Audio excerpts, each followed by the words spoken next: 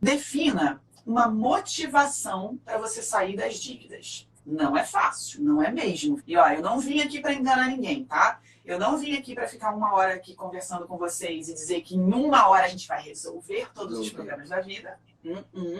A gente vai ter o que eu falei, a visão de drone. O que é visão de drone? Vocês sabem o que é drone? Aquela câmerazinha que parece um helicópterozinho, de vez em quando a gente vai em evento, vai em show e tem ela sobrevoando, ela fica parada no ar, né? Aquilo é um drone. Visão de drone é o seguinte, imagina a câmera, a visão da câmera, quando ela está no chão. Ela enxerga cada detalhe, né? Ela vai ver cada pedrinha no chão. Aí a câmera está ali no chão. Quando começa a levantar voo, ela nem enxerga mais aquela pedrinha, mas aí vê a rua, aí vê o bairro, vê a estrada inteira. Então, visão de drone é isso, é a gente subir e olhar, ó, a estrada inteira. A gente não está vendo a pedrinha, tá? Então, eu estou dando para vocês a visão de drone, para vocês pensarem assim, entendi o todo. Agora, vou começar por aqui, agora você vai ter que olhar a pedrinha. Então, assim, quem me acompanha, né, quem me segue, quem faz os cursos, a gente começa a trabalhar na pedrinha. Então, vamos lá. O nosso segundo ponto de visão de drone é defina uma motivação para você sair das dívidas. O que é motivação? Motivo para uma ação. Tudo que a gente precisa fazer na vida, a gente precisa ter um motivo para fazer. Não é à toa que eu estou aqui, tem que ter um motivo para eu vir para cá. Se não tivesse um motivo, né, o meu comprometimento com Ezequiel, ajudar vocês, isso aqui é trabalho, então eu vim para o meu trabalho. Se não tivesse um motivo e algo que me alimenta, estar aqui é algo que me motiva realmente, sabe, que me faz querer estar aqui, eu não vinha. Então, tudo que você faz na vida, você tem na sua cabeça assim, pô, tem um motivo para eu estar fazendo isso. Tanto é que as coisas que a gente não sente um motivo de verdade, sabe, eu já tive em trabalhos assim que não me preenchiam, que de verdade assim, não tinham a ver comigo, com os meus valores. Aí eu ia assim, ó, o único motivo era o dinheiro. E quando o único motivo é dinheiro, é ruim pra caceta. Porque o dinheiro não é o fim, o dinheiro é o meio. O dinheiro é um elemento de possibilidade. Né? Não é, a gente não faz as coisas por dinheiro. A gente não vai levar o dinheiro pro caixão. A gente quer realizar coisas com dinheiro. Então é um elemento de realização de coisas. Então, o motivo nunca pode ser dinheiro. Então, assim, quando você define uma motivação para sair da dívida, é você pensar assim, se eu não tivesse dívida, o que seria possível realizar na minha vida? Se eu não tivesse vivendo essa vida de caos, o que estaria sendo possível viver na minha vida?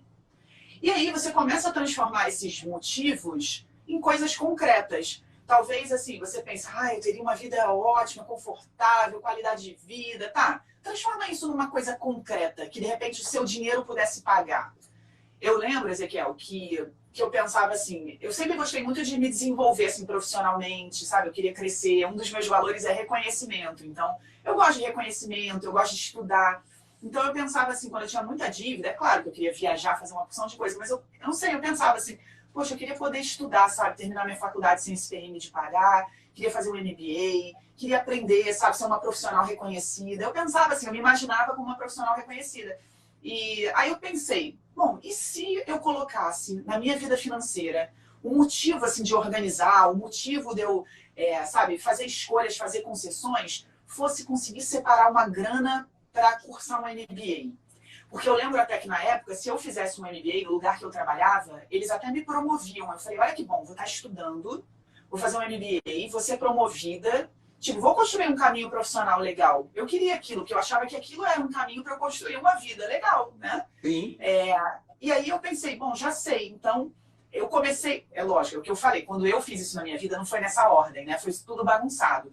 Então, eu lembro que eu estava batendo cabeça sem conseguir resolver meus problemas, e eu pensava assim, eu ia, sei lá, queria gastar dinheiro com alguma coisa, aí falava, não, mas se eu gastar dinheiro com isso, eu nunca vou conseguir fazer o meu MBA. Aí aquilo me fazia pensar um pouco, sabe? Então eu não vou gastar esse dinheiro com isso agora, eu vou dar um tempo, vou ver se eu consigo juntar. Então, assim, quando eu pensava na dívida, eu não acordava animada. Eu não acordava animada para trabalhar, eu não acordava animada para, eu vou deixar de gastar com isso para juntar dinheiro para quitar a dívida. Isso não me animava. Eu até comecei a fazer, mas aí eu olhava, que se dane, eu mereço, já estou cheia de dívida mesmo, mais uma, menos uma, não faz diferença. Mas quando eu pensava nas coisas que eu queria fazer, uma viagem que eu queria fazer, um MBA que eu queria fazer, quando eu peguei aquilo, vi o valor daquilo e criei assim um plano, se eu juntasse X reais por mês, eu conseguia. Aí eu pensei, beleza, então eu vou criar um plano para pagar a dívida, eu vou criar um plano para o MBA. Foi meio bagunçado na época, mas eu pensei assim, eu preciso ter uma motivação. Então, gente, pensa nisso. A sua motivação não pode ser quitar a dívida. Não pode ser. E quando eu falo isso, a pessoa pensa, mas eu só penso nisso, eu só preciso disso. Eu não penso em mais nada na minha vida. Talvez por isso você não esteja conseguindo.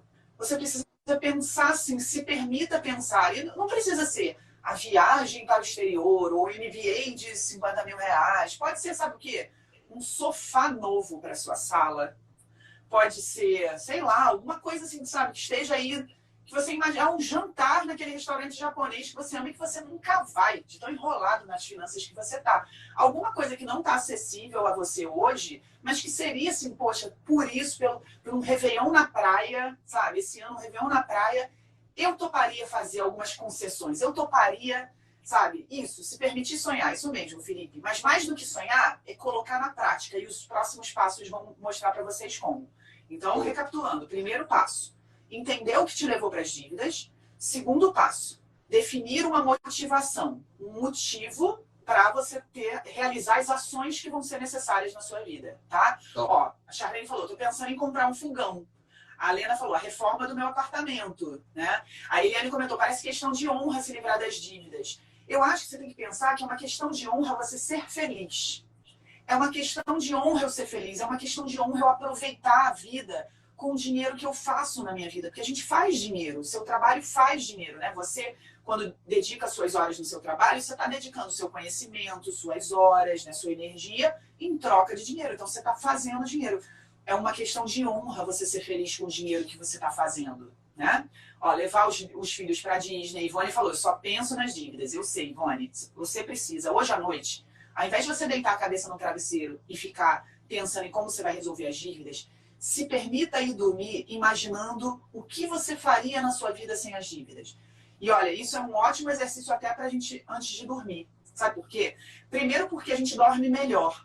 Se a gente for dormir pensando no problema, isso dispara assim, no nosso corpo hormônios, né? Cortisol, adrenalina. Você não dorme bem, não descansa e amanhã, quando precisa trabalhar, ser criativa para criar solução, você não tem essa energia, seu cérebro está cansado.